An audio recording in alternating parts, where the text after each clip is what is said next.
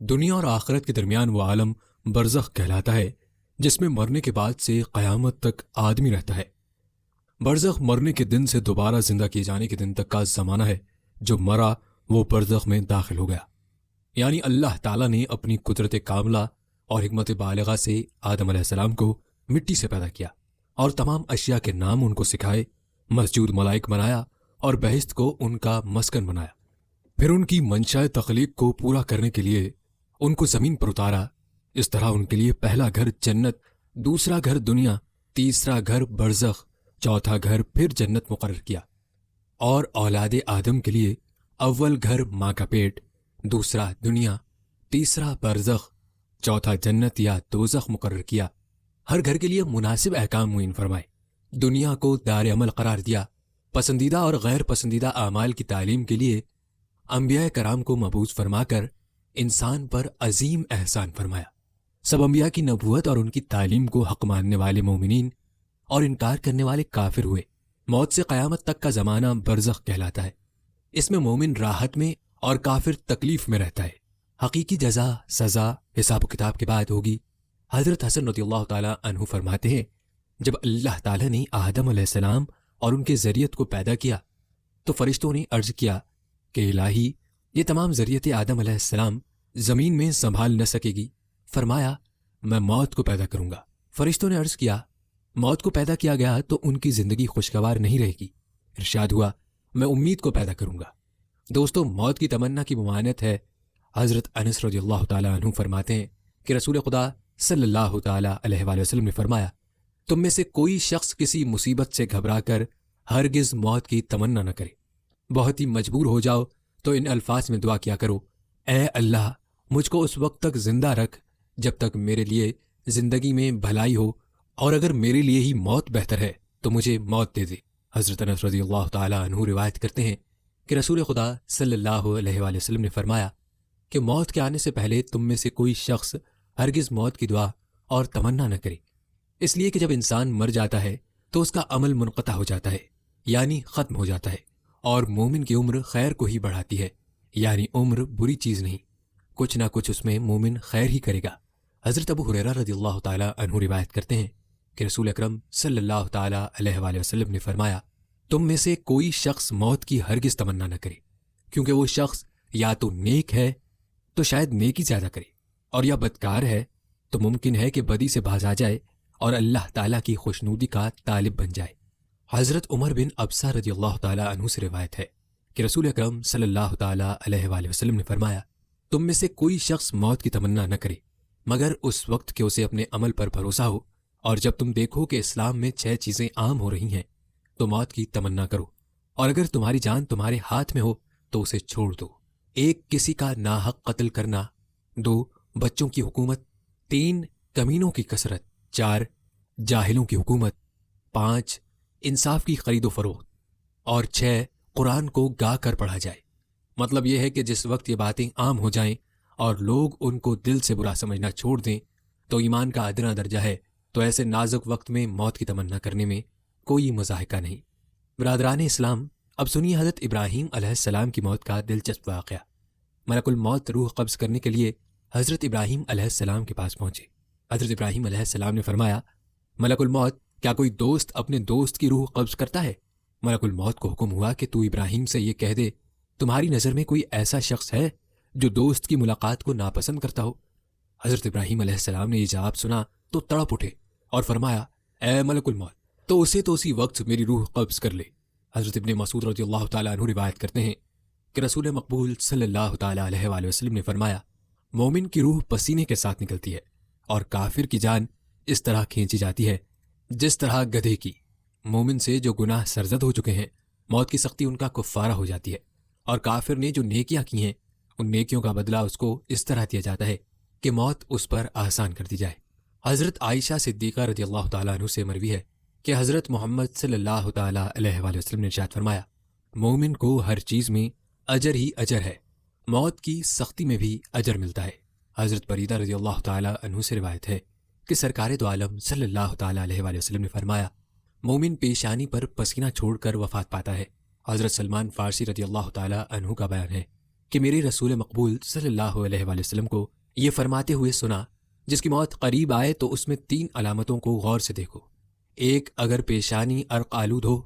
2، اس کی آنکھیں پرنم ہو جائیں۔ 3، اور اس کے نتنے پھول جائیں تو سمجھ لو اس پر اللہ کی رحمت ہوئی۔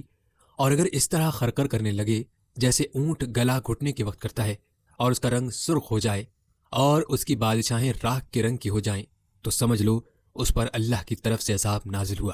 حضرت عمر بن حبیب رضی اللہ تعالی عنہ سے یہ واقعہ مروی ہے کہ بنی اسرائیل کے 2 آدمیوں نے اللہ تعالیٰ کی اتنی عبادت کی کہ تھک کر عبادت سے کنارہ کش ہو گئے۔ پھر انہیں خیال ہوا کہ اگر ہم قبرستان کی مجاورت کریں تو شاید ہماری حالت سدھر جائے۔ اسی خیال سے وہ قبروں کے مجاور بن گئے، اللہ تعالیٰ کی عبادت کرنے لگے۔ وہاں ایک مردہ نمودار ہوا۔ اس نے ان لوگوں سے بیان کیا کہ میری موت پر 80 برس کا زمانہ گزر چکا ہے، لیکن موت کی تکلیف اب تک محسوس کرتا ہوں۔ حضرت کعب رضی اللہ تعالیٰ عنہ سے روایت ہے کہ موت کی تکلیف مردے کو اس وقت تک محسوس ہوتی رہے گی جب تک وہ قبر میں ہے۔ یہ تکلیف مومن کے لیے تمام تکالیف سے بڑھ کر ہے اور کافر کے لیے بڑی سہل ہے، کیونکہ اس کی تکالیف تو موت کے بعد عذاب دائمی کی شکل میں آنے والی ہیں۔ حضرت علی کرم اللہ وجہہ کا بیان ہے کہ قسم ہے اس ذات کی جس کے قبضے میں میری جان ہے، تلوار کی 1000 ضربیں کھا کر مرنا بستر پر مرنے سے زیادہ آسان ہے۔ حضرت حسن رضی اللہ تعالیٰ عنہ کا بیان ہے کہ حضرت موسیٰ علیہ السلام سے موت کی کیفیت دریافت کی گئی تو آپ نے فرمایا، مجھے ایسا معلوم ہوا جیسے لوہے کی کانٹوں دار سیخ میرے پیٹ میں داخل کی گئی، سیخ کے کانٹے میری رگوں میں الجھ گئے اور پھر یہاں زور سے وہ سیخ کھینچ لی گئی۔ اس بیان پر ملک الموت نے کہا، اے موسیٰ، اللہ تعالیٰ نے آپ پر پھر بھی آسانی کی۔ مروی ہے کہ جب حضرت موسیٰ علیہ السلام کا وصال ہوا تو اللہ تعالیٰ نے پوچھا کہ اے موسیٰ، تم نے موت کی کیا کیفیت پائی؟ حضرت موسیٰ علیہ السلام نے جواب دیا، موت کے وقت میرا حال بالکل اس چڑیا جیسا تھا جو زندہ کڑھائی میں تلی جا رہی ہو، کہ نہ مر کر راحت پاتی ہے اور نہ اس تکلیف سے نجات پا کر اڑ سکتی ہے۔ موت کی کیفیت میں حضرت موسیٰ علیہ السلام کا یہ قول بھی مروی ہے کہ جاکری میں میرا حال بالکل اس بکری جیسا ہے جس کی کھال قصاب اتار رہا ہو۔ حضرت انس رضی اللہ تعالیٰ عنہ سے روایت ہے کہ سرکار دو عالم صلی اللہ تعالیٰ علیہ وآلہ وسلم نے فرمایا، جان نکلنے کے لیے فرشتے بندے کو گھیر کر محبوس کر دیتے ہیں، اگر ایسا نہ کریں تو سقرات موت کی تکلیف اتنی شدید ہوتی ہے کہ بندے جنگلوں اور میدانوں میں بھاگ جائیں۔ میرے دینی بہنوں بھائیوں، شہید کو موت کے وقت بہت معمولی تکلیف ہوتی ہے۔ حضرت حسن رضی اللہ تعالیٰ عنہ سے مروی ہے کہ بندے پر وہ گھڑی سب سے زیادہ سخت ہوتی ہے جب روح ہنسلی کے پاس پہنچتی ہے۔ اس وقت بندہ اتنا بے چین ہونے لگتا ہے کہ اس کا سانس اوپر کو چلنے لگتا ہے، لیکن شہید اس سے مستثنیٰ ہے۔ حضرت ابو قتادہ رضی اللہ تعالیٰ عنہ سے روایت ہے کہ رسول خدا صلی اللہ تعالیٰ علیہ وآلہ وسلم نے فرمایا، شہید کو قتل ہونے کے وقت اتنی ہی تکلیف محسوس ہوتی ہے جتنی تکلیف تم کو چونٹی کے کاٹنے سے ہوتی ہے۔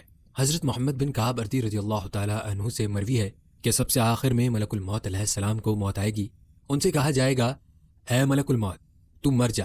یہ سنتے ہی وہ اتنی زوردار چیخ مارے گا کہ اگر آسمان اور زمین والے سن لیں تو دہشت سے مر جائیں۔ اس چیخ کے بعد ملک الموت علیہ السلام مر جائیں گے۔ اللہ تعالیٰ نے اتنا اور زیادہ بیان کیا ہے کہ ملک الموت کی موت ساری مخلوق کی موت سے سخت ہوگی۔ حضرت عبداللہ بن عبید بن عمیر رضی اللہ تعالیٰ عنہ کا بیان ہے کہ میں نے حضرت عائشہ صدیقہ رضی اللہ تعالیٰ عنہ سے ناگہانی موت کے بارے میں دریافت کیا کہ کیا ناگہانی موت مکروہ ہے؟ حضرت صدیقہ رضی اللہ تعالیٰ عنہ نے فرمایا، وہ کیسے مکروہ ہوگی؟ میں نے تو ناگہانی موت کے بارے میں جناب رسول اللہ صلی اللہ علیہ وآلہ وسلم سے دریافت کیا تو آپ نے فرمایا، یہ مومن کے لیے تو راحت ہے لیکن فاجر کے لیے حسرت اور نامرادی ہے۔ یعنی اچانک مرنا نیکوں کے لیے تو اچھا ہے لیکن بروں کے لیے برا ہے کہ توبہ اور عمل صالح کا موقع ہی نہیں ملتا۔ نزا کے وقت کی تلقین حضرت معاذ بن جبل رضی اللہ تعالیٰ عنہ کی روایت ہے کہ رسول خدا صلی اللہ علیہ وآلہ وسلم نے فرمایا، جس شخص کا آخری کلمہ لا الہ الا اللہ ہوگا اس کا جنت میں داخل ہونا ضروری ہے۔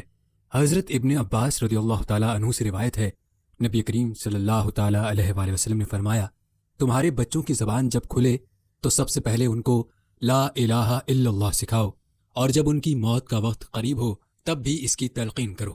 جس شخص کا اول اور آخر کلمہ لا الہ الا اللہ ہوگا تو وہ اگر 1000 برس بھی زندہ رہا پھر بھی اس کو بخش دیا جائے گا۔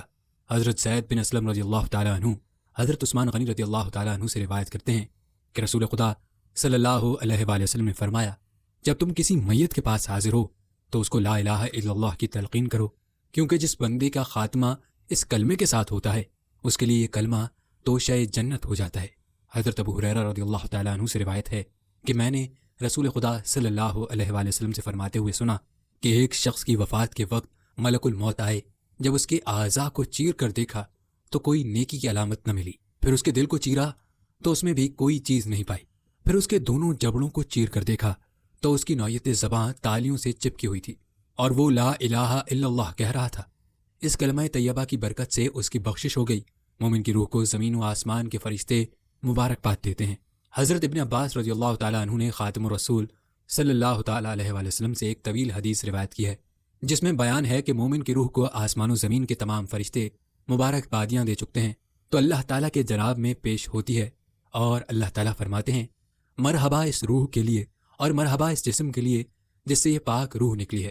پھر اس کو جنتی ٹھکانہ دکھایا جاتا ہے اور کہا جاتا ہے کہ اب اس کو زمین کی طرف لے جاؤ، کیونکہ میرا حکم ہو چکا ہے کہ میں نے اس کو اسی زمین سے پیدا کیا اور اسی زمین میں ملاؤں گا اور اسی سے اس کو دوبارہ اٹھاؤں گا۔ رسول اللہ صلی اللہ تعالیٰ علیہ وآلہ وسلم نے قسم کھا کر فرمایا جس وقت اس روح کو جسم میں لوٹانے کا حکم ہوتا ہے اور فرشتے لے کر چلتے ہیں تو یہ لوٹنا اتنا ناگوار ہوتا ہے کہ نکالنے کے وقت بھی اس کو اتنی ناگواری کا اظہار کرتی ہوئی کہتی ہے کہ تم مجھے کہاں لے جا رہے ہو؟ کیا اس جسم کی طرف لے جا رہے ہو جس کے اندر میں تھی؟ فرشتے کہتے ہیں ہم اللہ تعالیٰ کے حکم کے تابع ہیں، اللہ تعالیٰ کا حکم ہے کہ اس جسم میں تجھ کو لوٹا دے۔ چنانچہ وہ لوٹائی جاتی ہے اور اسی وقفے میں اس کے جسم کو لوگ غسل دے کر کفن میں لپیٹ چکے ہوتے ہیں۔ فرشتے اس روح کو جسم میں دوبارہ لوٹا دیتے ہیں۔ حضرت عطا خراسانی کا بیان ہے کہ بنی اسرائیل کا ایک شخص 40 سال تک محکمہ قضا کا قاضی رہا، قاضی یعنی عدالت کا جج۔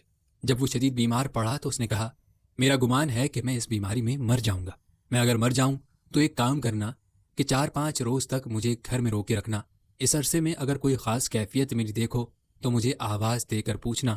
چنانچہ اسی بیماری میں اس کا انتقال ہو گیا تو وہ ایک صندوق میں رکھ دیا گیا۔ 3 روز گزرنے کے بعد جب اس کے جسم سے اتنی بدبو آنے لگی کہ گھر والے پریشان ہو گئے، مجبوراً ایک شخص نے اس کی لاش کو پکارا اور کہا یہ کیسی بدبو تیرے جسم سے آ رہی ہے؟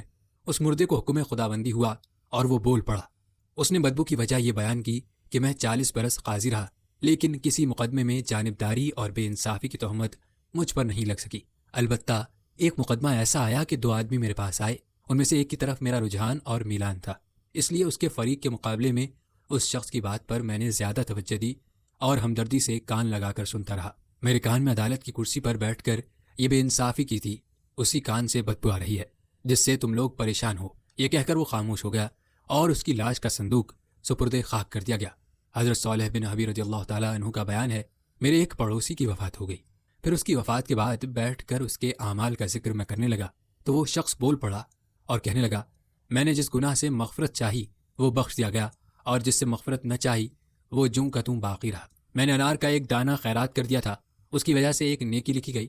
ایک رات میں کھڑا ہو کر نماز پڑھنے لگا، میں نے قرات بلند آواز سے کی تو میرا پڑوسی سن کر اٹھ کھڑا ہوا اور اس نے بھی نماز پڑھی، اس کے سبب سے میرے لیے بھی ایک نیکی لکھی گئی۔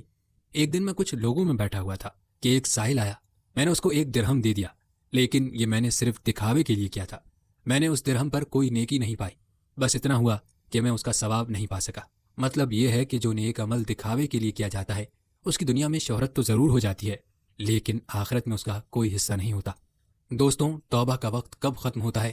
حضرت ابو بکر بن عبداللہ مزنی رضی اللہ تعالیٰ عنہ سے مروی ہے کہ توبہ کا وقت بہت دراز ہوتا ہے، لیکن جب موت کے فرشتے نظر آنے لگتے ہیں تو توبہ کا وقت ختم ہو جاتا ہے اور بندہ بھی دنیا سے بے خبر ہو جاتا ہے۔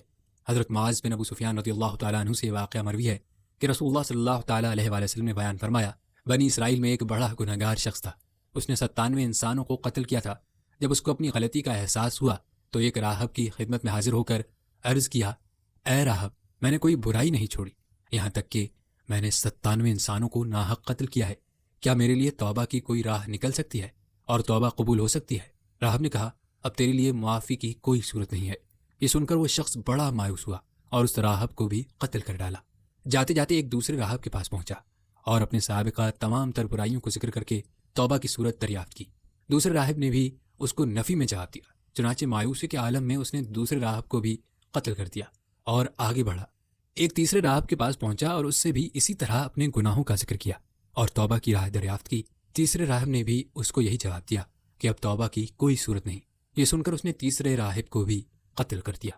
اب اس قاتل کے مقتولین کی تعداد 100 ہو گئی۔ اس کے بعد ایک چوتھے راہب کے پاس آیا اس نے اپنے جرائم کا ذکر کر کے توبہ کی صورت دریافت کی۔ اس راہب نے کہا کہ اگر میں یہ جواب دوں کہ جو شخص اللہ کی طرف رجوع ہوتا ہے اللہ اس کی طرف رجوع نہیں ہوتا تو یہ جھوٹ ہوگا، اس لیے میں تجھ سے یہ کہتا ہوں کہ تو اب توبہ کر اور پھر اپنے اعمال درست کرنے کے لیے فلاں مقام کے تیر میں جا کر وہاں کے عابدوں کے ساتھ اللہ تعالیٰ کی عبادت کر۔ راہب کی یہ بات سن کر اس کو امید بندھی اور اس نے توبہ کر کے اسی دیر کی راہ لی۔ جب وہ درمیانی راستے تک پہنچا تو اللہ تعالیٰ نے اپنے فرشتوں کو حکم دیا اور اس کی روح وہیں راستے ہی میں قبض کر لی گئی۔ اس کے مرنے پر عذاب و رحمت کے فرشتے اس کو اٹھانے کے لیے جھگڑنے لگے۔ اچانک ایک تیسرا فرشتہ آیا اور اس نے فیصلہ کیا کہ یہ شخص جہاں سے چلا تھا اور جس گاؤں کی طرف جا رہا تھا ان دونوں جگہوں کا فاصلہ ناپو۔ اگر یہ توابین کے گاؤں سے زیادہ قریب ہو تو اس کو نیکیوں میں شمار کرو، ورنہ گناہ گاروں میں۔ چنانچہ جب فاصلے کی پیمائش ہوئی تو ایک بالغ توابین کے گاؤں سے زیادہ قریب تھا، اس لیے اس کو بخش دیا گیا اور رحمت کے فرشتوں نے اسے اٹھا لیا۔ حضرت ابو ہریرہ رضی اللہ تعالیٰ عنہ نے یہ واقعہ بیان کیا کہ ایک شخص شدید بیمار ہوا، ہم لوگ اس کے پاس بیٹھے ہوئے تھے، اچانک بیمار بے حس و حرکت ہو گیا۔ ہم نے اس کو مردہ سمجھ کر کپڑا ڈھانپ دیا اور اس کی آنکھوں کو بند کر دیا۔ جب ہم اس کو غسل دینے کے لیے اٹھا لے گئے تو اس نے حرکت کی۔ ہم سب نے کہا سبحان اللہ، ہم تو سمجھتے تھے کہ تم مر چکے ہو۔ یہ سن کر اس شخص نے کہنا شروع کیا بے شک میں مر چکا تھا، مرنے کے بعد مجھ کو میری قبر میں لے گئے، ایک خوبصورت اور خوشبودار آدمی نے مجھ کو قبر میں رکھ دیا۔ اچانک ایک کالی بدبودار عورت نمودار ہوئی اور اس نے میری برائیاں ایک ایک کر کے اس طرح گنانی شروع کی کہ میں اس سے شرمسار ہونے لگا۔ عورت سے میری بحث ہوتی رہی۔ عورت نے کہا اچھا چل، ہمارا جھگڑا وہاں طے ہوگا۔ چنانچہ میں چلا اور ایک کشادہ گھر میں داخل ہوا جس میں چاندی کا ایک چبوترا تھا، اس کے گوشے میں مسجد تھی اور ایک شخص کھڑا ہوا نماز پڑھ رہا تھا۔ اس نمازی نے نماز میں سورہ نحل پڑھنی شروع کی اور پڑھتے پڑھتے کسی آیت پر اٹک گیا۔ میں نے اس کو لقمہ دے دیا۔ جب وہ نماز سے فارغ ہوا تو اس نے مجھ سے دریافت کیا کیا تجھے یہ صورت یاد ہے؟ میں نے کہا ہاں۔ یہ سن کر اس نے اپنے تکیے کے نیچے سے ایک کتاب نکالی اور پڑھنے لگا۔ اسی وقت وہ عورت جلدی سے اس کے پاس آ کر کہنے لگی اس نے یہ برائی کی، وہ برائی کی، اور پھر وہ خوبصورت خوشبودار شخص بھی آ گیا۔ اس نے عورت کی تردید کرتے ہوئے میری خوبیاں گنانی شروع کی۔ اس پر اس مسجد کے ایک نمازی نے کہا بندے نے اپنی جان پر ظلم کیا ہے، لیکن اللہ تعالیٰ نے اس کی برائیوں کو درگزر فرما دیا۔ مزید کہا ابھی اس شخص کی موت نہیں آئی ہے، ابھی تو پیر کے دن اس کی موت آئے گی۔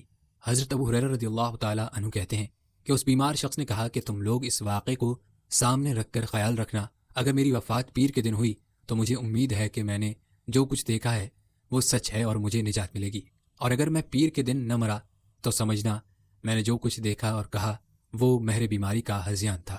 چنانچہ وہ شخص پیر تک اچھا رہا اور پیر کے دن عصر کے بعد اس کا انتقال ہو گیا۔ قبر کی مٹی نطفے میں شامل ہوتی ہے۔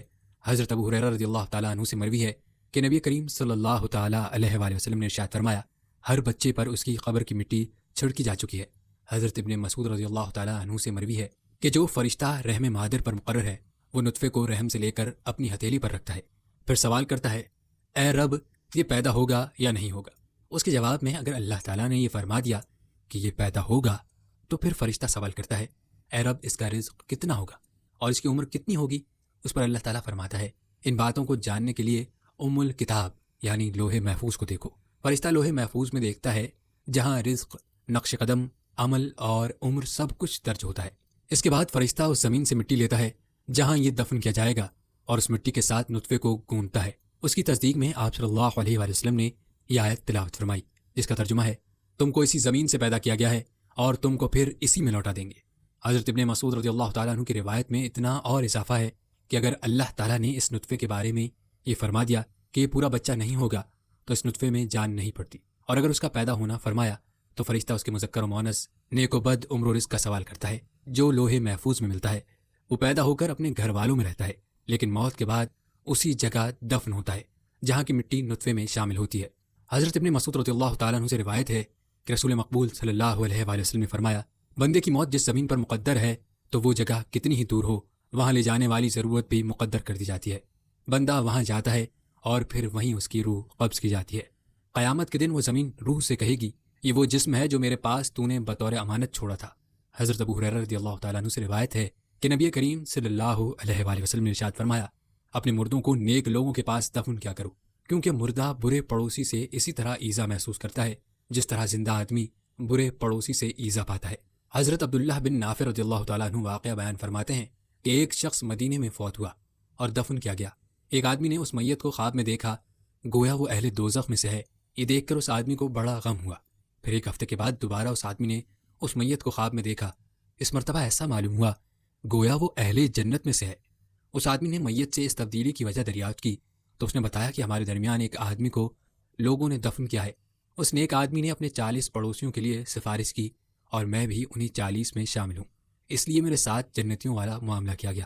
حضرت معاویہ بن سالم رضی اللہ تعالیٰ عنہ سے مروی ہے کہ حضرت عمر بن عبدالعزیز رضی اللہ تعالیٰ عنہ کی وفات کا وقت قریب آیا تو آپ نے لوگوں کو وصیت کی کہ میری قبر زیادہ گہری نہ کھودنا، کیونکہ زمین کا اوپری حصہ بہتر ہے اور نچلا حصہ شر سے بھرا ہوا ہے۔ لوگ مردوں کو کیوں بھول جاتے ہیں؟ حضرت انس رضی اللہ تعالیٰ عنہ سے مرفوع روایت ہے کہ جنازے کو قبر تک پہنچانے والوں پر اللہ تعالیٰ نے ایک فرشتہ مقرر کیا ہے۔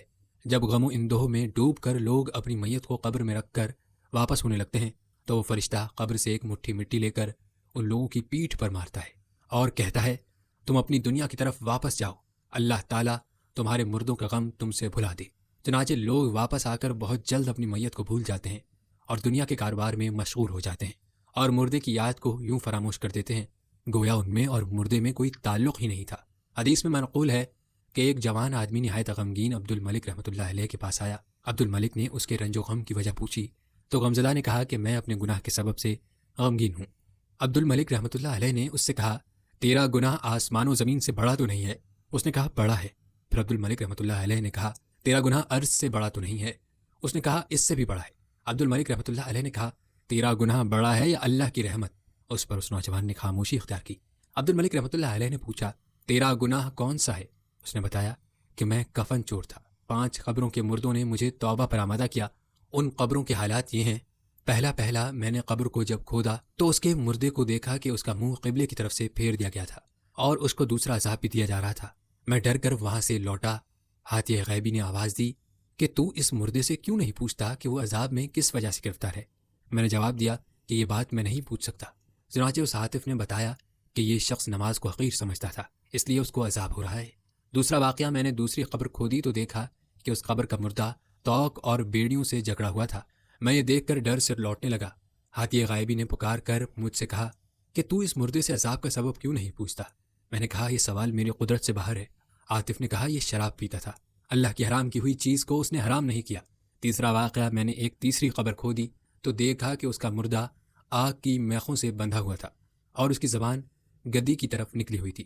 میں ڈر کر واپس ہونے لگا تو ہاتھی غیبی نے آواز دی کہ میت سے اس کی وجہ کیوں نہیں پوچھتا؟ میں نے کہا سوال کی مجھ میں طاقت نہیں۔ اس نے کہا یہ لوگوں کے مال دبانے کی کوشش کرتا تھا۔ حضرت زید بن اسلم رضی اللہ تعالیٰ عنہ سے مروی ہے کہ بنی اسرائیل کا ایک شخص لوگوں سے کنارہ کش ہو کر پہاڑ پر خدا کی یاد کیا کرتا تھا۔ وہ اتنا خدا رسیدہ تھا کہ جب قحط نازل ہوتا تو آبادی کے لوگ اس کے پاس حاضر ہو کر دعا کراتے۔ اس کی دعا سے بارش ہوتی تھی۔ جب اس بزرگ کی وفات ہوئی تو لوگ اس کی تجہیز و تکفین کی تیاری کرنے لگے۔ اسی دوران ایک تخت بدلی میں حرکت کرتا ہوا نظر آیا اور پھر وہ تخت اس بزرگ کے پاس آ کر اترا۔ تخت کے ساتھ ایک آدمی بھی اترا۔ اس نے بزرگ کی لاش کو اس تخت پر رکھ دیا۔ پھر تخت آسمان کی طرف اٹھنے لگا۔ لوگ اس تخت کو دیکھ ہی رہے تھے کہ آسمان کی بلندیوں میں وہ غائب ہو گیا۔ حضرت ابو ہریرہ رضی اللہ تعالیٰ عنہ سے روایت ہے کہ رسول اکرم صلی اللہ علیہ وآلہ وسلم نے فرمایا مومن کی روح وفات کے بعد اپنے قرض کی وجہ سے معلق رہتی ہے، وہ بغیر قرض ادا کیے ہوئے جنت میں نہیں جا سکتے۔ حضرت انس رضی اللہ تعالیٰ عنہ سے مروی ہے کہ ہم لوگ نبی کریم صلی اللہ علیہ وآلہ وسلم کی خدمت میں تھے۔ اسی درمیان ایک جنازہ آیا اور آپ سے نماز جنازہ پڑھنے کی درخواست کی گئی۔ آپ صلی اللہ علیہ وآلہ وسلم نے پوچھا کیا اس مردے کے ذمے کوئی قرض ہے؟ بتایا گیا کہ ہاں۔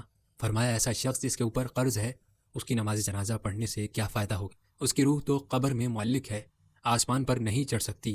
اگر کوئی شخص اس کے قرض کا ضامن ہو تو میں نماز پڑھوں، ورنہ نہیں۔ میری نماز جنازہ اسی کو اسی وقت فائدہ دے سکتی ہے جبکہ کوئی اس کا قرض ادا کر دے یا ادا کرنے کی ضمانت لے۔ حضرت ابن عباس رضی اللہ تعالیٰ عنہ سے روایت ہے کہ رسول اکرم صلی اللہ علیہ وآلہ وسلم نے ایک دن صبح کی نماز پڑھنے کے بعد دریافت کیا کیا اس جگہ کوئی قبیلہ عزیل کا آدمی موجود ہے؟ تمہارا بھائی جنت کے دروازے پر روک دیا گیا ہے کیونکہ وہ مقروض ہے۔ حضرت شیبان بن جبیر رضی اللہ تعالیٰ عنہ کہتے ہیں کہ میرے باپ اور عبد الواحد بن زید جا رہے تھے، اچانک ان کا گزر ایک چوڑے اور گہرے کنویں پر ہوا۔ اس کنویں کے اندر سے قرآن کی آواز آئی۔ تحقیق کے حال کے لیے ایک آدمی کنویں میں اتر کر دیکھا کہ ایک آدمی تخت پر بیٹھا ہوا ہے اور اس کے نیچے پانی ہی پانی ہے۔ اس تخت نشی سے پوچھا گیا کہ تو جر ہے یا انسان ہے؟ اگر انسان ہے تو اپنی حقیقت بیان کر۔ اس نے کہا کہ میں بادشاہ ہوں اور محض ایک انسان۔ میری وفات کے بعد اس جگہ مجھے قید کر دیا گیا ہے کیونکہ میرے ذمے قرض ہے۔ میرا بیٹا مجھ کو نہ یاد کرتا ہے اور نہ میری طرف سے قرض ادا کرتا ہے۔ کہ میں رہائی پاؤں۔ یہ حال سن کر وہ شخص کنویں میں تحقیق حال کے لیے اترا، باہر آیا اور اپنے ساتھی سے ماجرا بیان کیا۔ دونوں نے طے کر لیا کہ چل کر جہاد کریں گے اور مال غنیمت سے اس کا قرض ادا کر دیں گے۔ چنانچہ انہوں نے قرض ادا کر دیا۔ واپسی پر کنویں کے پاس آئے تو وہاں وہ کنویں میں موجود نہیں تھا، وہیں وہ لوگ سو گئے۔ آخر خواب میں وہ آدمی آیا اور کہا کہ اللہ تم کو جزائے خیر دے، تم نے قرض ادا کر دیا، اب میں جنت میں آ گیا ہوں۔ میرے دینی بہنوں اور بھائیوں اور عزیزان کرام، موت در موت کے بعد کے حالات و واقعات ابھی آپ نے صحیح روایت کی روشنی میں سنے۔ اگر آپ کو یہ تقریر پسند آئی ہے تو ہمارا چینل ضرور سبسکرائب کریں۔ ملتے ہیں اگلی ویڈیو میں، تب تک کے لیے اللہ حافظ۔